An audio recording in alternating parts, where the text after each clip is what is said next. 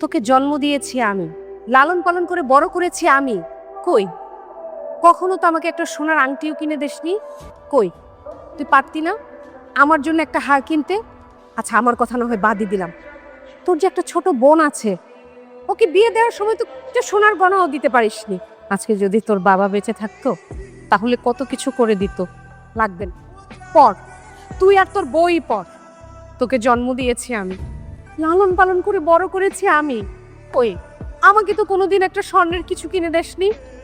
আমার কথা বাদই দিলাম, তোর একটা ছোট বোন আছে, ওর বিয়ের সময় তো স্বর্ণের কোনো জিনিসপত্র দিতে পারিসনি। জি বলুন, কেন ডেকেছেন?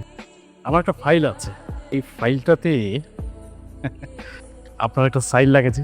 কিসের ফাইল? অনুমোদন ফাইল, আমার কোম্পানি কেমিক্যাল প্রোডাক্টের। যে আপনাদের সাভারে যে ফ্যাক্টরিটা আছে না, ওখানে আমার এই কেমিক্যালগুলো সাপ্লাই দিতে চাই, কিন্তু ওরা নিচ্ছে না। শুধুমাত্র আপনার একটা সাইন হলেই হয়ে যাবে। ওকে জানেন না যে আমরা বিদেশের অথেন্টিক প্রোডাক্ট ছাড়া কোনো লোকাল কেমিক্যাল নেই না? না না না, আমি সাহেব আপনাকে অথেন্টিক নিয়ে তো চিন্তা করতে হবে না, ওটার ব্যবস্থা আমি করব। লোগো সাইন কোথায় কি লাগে সেটা আমি দেখব। বিষয়টা আপনি আর আমি ছাড়া কেউই জানবে না। না না, আমি এগুলো পারবো না। আমি আপনাকে প্রতি চালানে 5 লক্ষ টাকা দিই। দেখেন, আপনি যতই টাকা দেন না কেন, আমি পারবো না। আচ্ছা অভিষেক, আনহা নামে আপনার অফিসে একজন কলিগ আছেন, তার সাথে মাঝে মধ্যেই তো আপনি শপিং মল রেস্টুরেন্টে বিভিন্ন জায়গায় যান। একটা যে ইটিস পিটি, সরি সরি সরি, আমি বোধহয় একটু বেশি বলে ফেলছি। সরি, আমি সাইন টাইন করতে পারবো না। আর নেক্সট টাইম আমাকে এইসব কথা বলবেন না। দাঁড়ান আবি সাহেব, আমি জানি আপনি আমাকে মনে করবেন। যখনই আমাকে স্মরণ করবেন আমি এসে হাজির হয়ে যাব নগদ টাকা নিয়ে।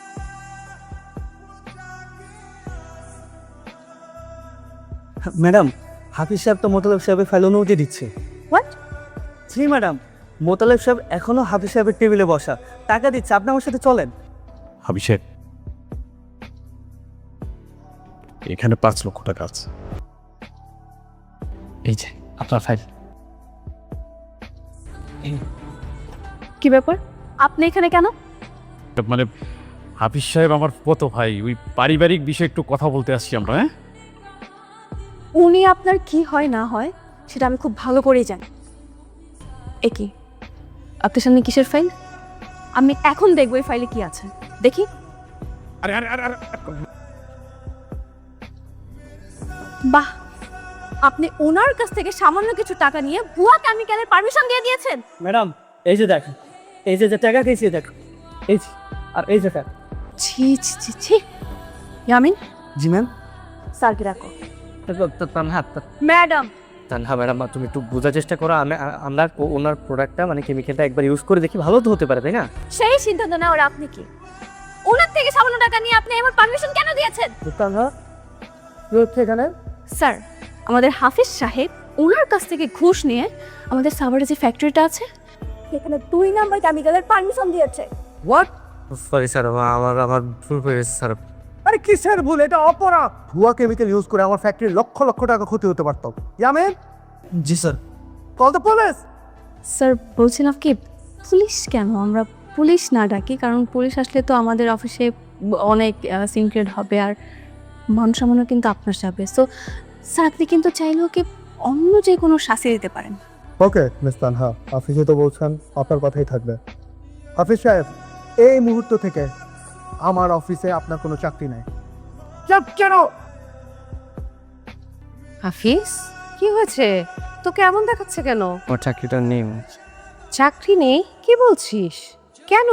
আমি একটা অপরাধ করে ফেলেছি, সেটারই শাস্তি পাচ্ছি। বৌমা কিছু বলেনি? বৌমা, তোমার বৌমা উল্টো আমাকে চাকরি থেকে বের করে দিয়েছে। বৌমা দাঁড়াও, তুমি অফিসে হাফিজের সিনিয়র হতে পারো, কিন্তু ভুলে যেও না দিন শেষে তুমি ওর স্ত্রী। না মা, আমি এটা ভুলে যাইনি। আর যদি এটা ভুলে যেতাম তাহলে আজকে আপনার ছেলেকে আমি জেলে দিতে পারতাম। মা, ওর সাথে কথা বলো না, ওর সাথে কথা বলে বলো না। ওর সকল স্বার্থ হচ্ছে অফিসের বস, আমি কেউ না। আমার স্বার্থ অফিসের বসের উপর না, অফিসের উপর। তুমি খুব ভালো করে জানো আজ পর্যন্ত আমি অফিসে কোনো অন্যায় কাজ করিনি, কোনো অসৎ কাজ করিনি, ইভেন কাউকে করতেও দেইনি। তুমি কি করে ভাবলে আমি তোমাকে অসৎ কাজ করতে দিব, যে জন্য তোমাকে আমি অ্যাপ্রিশিয়েট করব? কাজ করলে সমস্যা কি? আমাদের কোনো ক্ষতি হচ্ছে?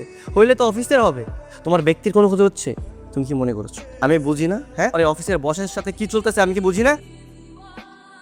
একে তো অন্যায় করেছো, তারপর আমার ক্যারেক্টার নিয়ে কথা বলছো। ওকে ওকে ফাইন।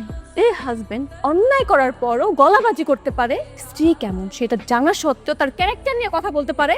এমন হাজবেন্ডের সাথে আমি কখনো সংসার করবো না।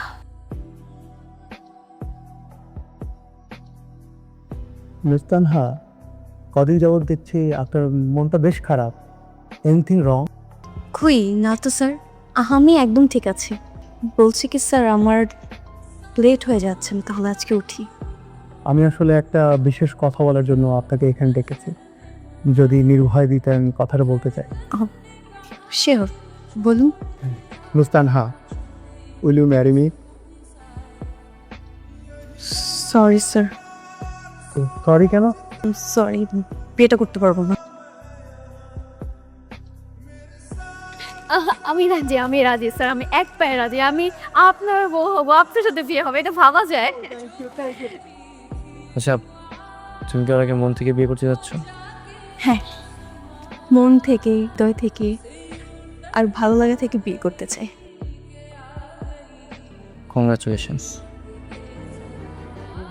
মিস তানহা, আই সরি, আমি এক্সট্রিমলি সরি। স্যার, আজকে আপনাকে একটা সত্যি কথা বলতে চাই। জি বলেন। হাফিজ আমার হাজব্যান্ড। কি বলেন? এতদিন বলেন নাই কেন? সেটা ওর জন্যই বলা হয়নি। আমাকে সবসময় নিষেধ করতো, আর সবসময় এটাও বলতো যে তুমি আমার সিনিয়র পোস্টে জব করছো আর আমি তোমার জুনিয়র পোস্টে, সো এটা যদি সবাই জানে তাহলে হাসাহাসি করবে। এটা আমি কি করলাম? আমি আমি হাফিজ সাহেবকে ডাকবো, আপনাদেরকে মিউচুয়াল করে দিই? না স্যার, তার কোনো প্রয়োজন হবে না, কারণ আমি ভেবেছি আমি আর এই সংসার করবো না। কি বলছেন এসব? এটা কি আমাকে নিয়ে ভুল বোঝাবুঝির জন্য? না স্যার, কি বলছেন? আপনার জন্য কেন হবে? এটা তো ওর অসততার জন্য। ভুল বুঝলে মানুষের ভুল সংশোধন করা যায়, কিন্তু অসৎ মানুষকে কখনো ভালো করা যায় না। তারপরেও মিস তানহা, আমি আপনাকে রিকোয়েস্ট করবো, আপনি মিস্টার হাফিজকে একবারের জন্য ক্ষমা করে দেন। মানুষই তো ভুল করে, তাই না? আর তাছাড়া উনি তো আপনার হাজব্যান্ড, তাই না?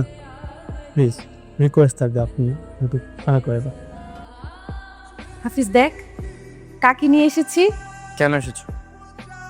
মা, ও যদি এমন নাটক করে আমি কিন্তু আবার চলে যাব। আচ্ছা সরি সরি সরি, আমার ভুল হয়ে গেছে। প্লিজ তুমি গেলে আমি মারা যাবো।